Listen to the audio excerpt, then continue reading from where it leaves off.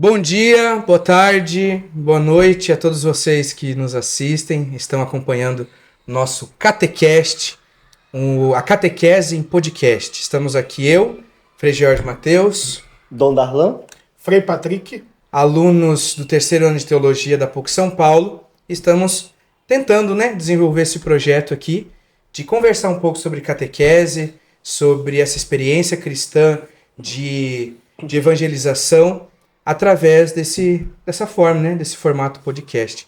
Hoje o Dom Darlan, nesse nosso segundo episódio, Dom Darlan Barnabita, vai refletir um pouco com a gente sobre o querigma, a primeira evangelização. Então, eu acho que é bom para a gente começar destrinchar essa palavra. Essa palavra, é isso aí. O que é, Dom Darlan, querigma? Muito bem. A palavra querigma vem do grego kérisson, né? Que é anunciar... Kérisson? Kérisson. Kérisson, tá bom? Kérisson.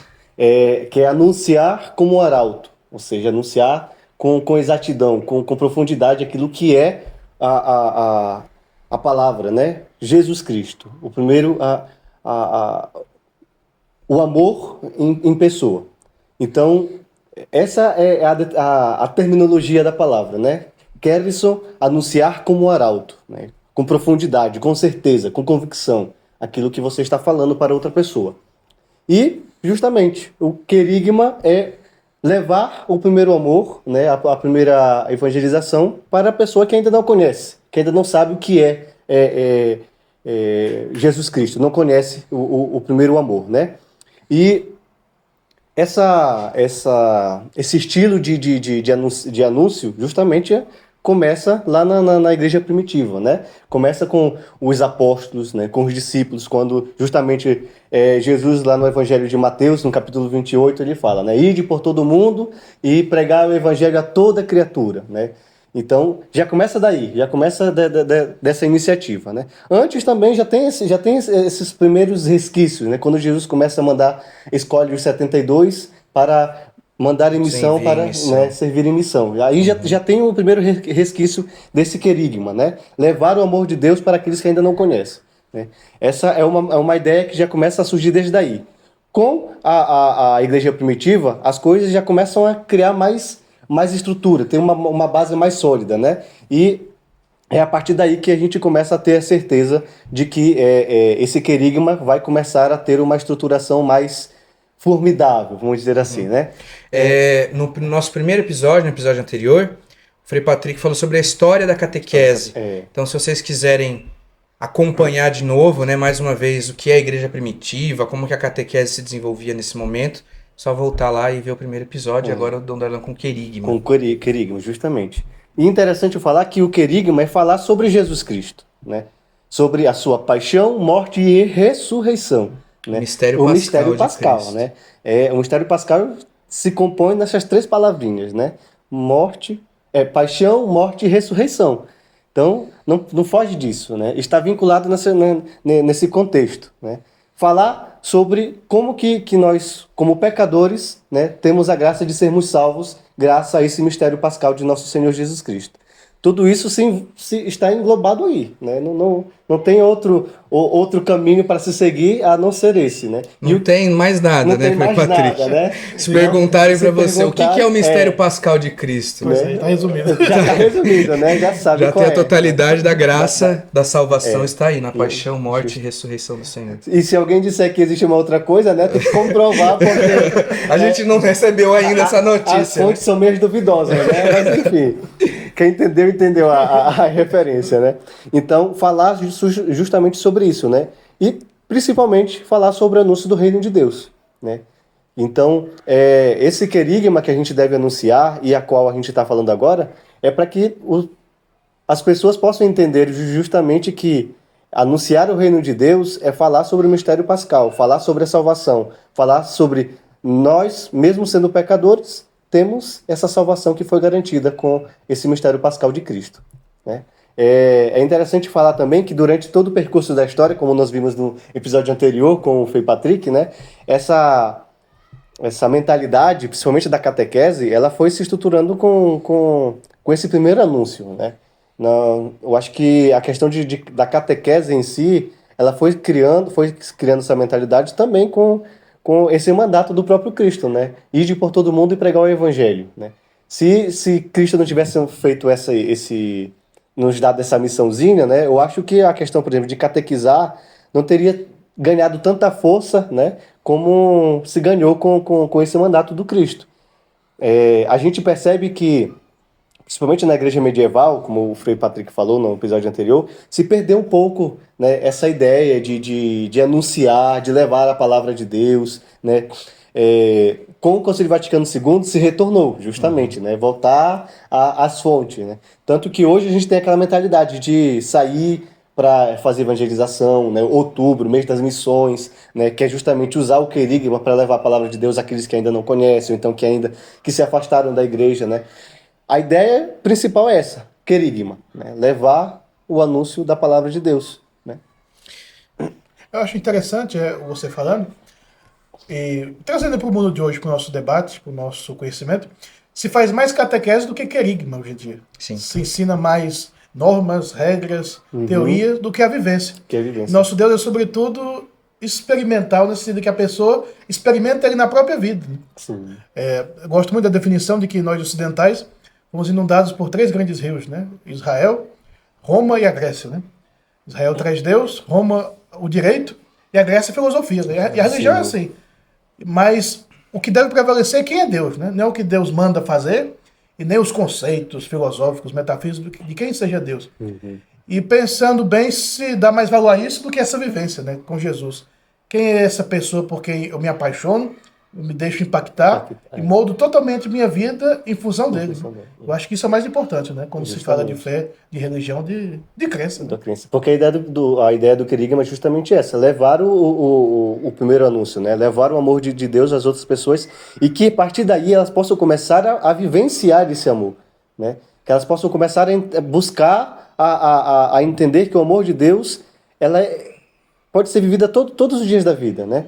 Deixar de sair dessa teoria, como a gente falava anteriormente, né? Sair dessa teoria de conhecer Deus, conhecer Jesus somente na ideia, na questão de teoria, e botar na prática, né? Botar na vivência, né? Vivenciar aquilo que é justamente ser um católico, né? Não ficar eu uso o termo, ficar nessa mermice de querer ficar ali sentado na cadeira assistindo Netflix, né, pensando que o amor de Deus é somente uma teoria e que eu sentado ali eu não preciso fazer mais nada, né? Aí entra aquela palavrinha, caridade, né? Essa é uma palavra-chave, caridade, né? Você deve viver o amor de Deus, viver o querigma, sendo caridoso, né? Amar o outro, amar o próximo como o próprio Deus, como o próprio Cristo. Então a gente pode, retomando lá o comecinho, quando você falou sobre o querigma, a origem da palavra, a gente pode dizer então que para anunciar o evangelho, para anunciar o querigma, esse primeiro contato com a paixão, morte e ressurreição de Jesus, aquele que o faz precisa antes ter feito uma experiência.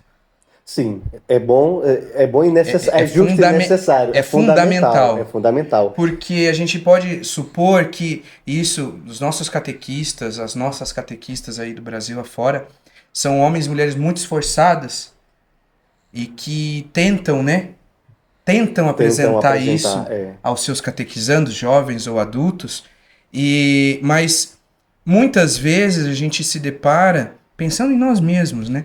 Com pessoas que falam de Deus, mas ainda não fizeram experiências verdadeiras de Deus, né? Do seu amor. Isso a gente acaba, às vezes, até por isso caindo no conteúdo e não no querigma. Na teorização, né, das verdades de fé e não da vivência. E não na né? vivência. O meu fundador, Santo Antônio Maria Zaccaria. Né, tem uma frasezinha que é muito importante. O amor nasce do conhecimento.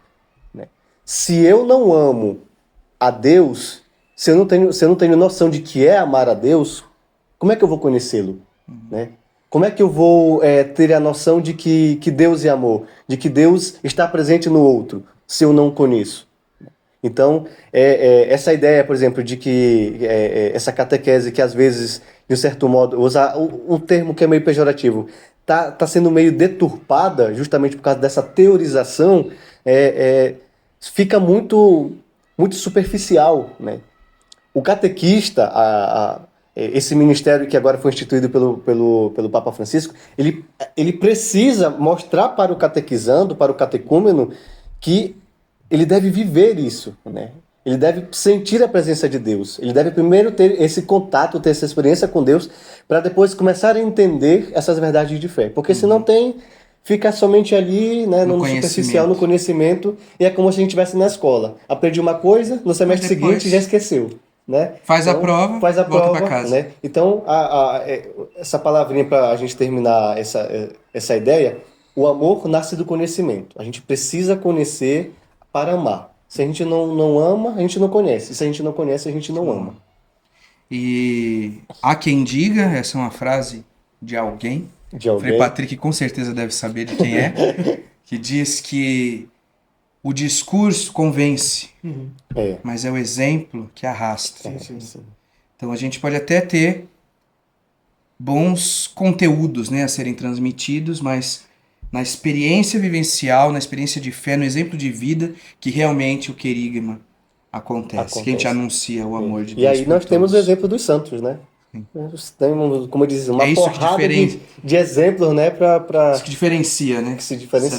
Foram homens e mulheres que conseguiram experienciar aquilo, viver e anunciar com suas vidas. Isso mesmo. Sim, eu acho que, sobretudo, isso que vocês trazem, né? Da vivência da fé e da propagação do carisma, sobretudo, do querigma, mas sobretudo pela prática, né? Pelo exemplo. Eu gosto muito de uma história de Bartolomeu de las Casas, né? O grande missionário latino-americano. Conta-se que uma vez um indígena tinha aprontado alguma coisa, infringido alguma regra, e um colonizador estava torturando, né? Para matá-lo, né? Acendeu uma fogueira embaixo, e chamaram esse padre, né? O Bartolomeu, para poder... e prepararam para enfrentar a vida eterna e tudo. E é bem interessante, ele mostra o crucifixo para ele. Olha, se prepare para entrar no céu, você vai ser queimado, né, e tudo. Então você tem que aceitar Jesus Cristo, ser batizado, para entrar no céu. Aí ele olha para os colonizadores e pergunta, eles vão estar no céu? E o padre fica assim, vão. Pois eu prefiro ir para o inferno. Ele não quer ir para o lugar onde estejam pessoas. Uma coisa é o que eles falavam, né? Outra coisa é o que eles viviam. Exatamente. Pela palavra eles diziam uma coisa, mas pelo exemplo, né, torturando pessoas, maltratando, era outra totalmente. E é o risco que nós corremos hoje em dia, né? Exatamente. De uma distância abismal entre o que eu falo e o que eu vivo, né? É muito complicado os tempos de hoje. E o Frei, então, já dá o tema do próximo episódio do nosso Catecast. A gente vai desenvolver aqui alguma reflexão sobre a catequese no mundo, né? Na sociedade, em diálogo com a realidade. No contexto atual, né? Se é algo separado, se está dentro, como que deve isso acontecer. Então, agradecemos a sua atenção, a sua paciência conosco, os nossos colegas aqui. Uma coisa que a gente não falou no outro episódio é o espaço onde nós estamos. Nós estamos aqui no estúdio do Ser Capaz, aqui de Nova Veneza, do podcast Pode Tudo, onde os jovens educandos dessa ação social dos Capuchinhos de São Paulo fazem o seu podcast. Então procure também por eles, Pode Tudo. Já está no Instagram? Onde? Instagram, TikTok e YouTube. Aqui meu ponto eletrônico. Aqui, obrigado. Deu uma falha, né? Agora voltou o sinal. Obrigado, gente. Até o próximo episódio. Paz e bem. Até mais.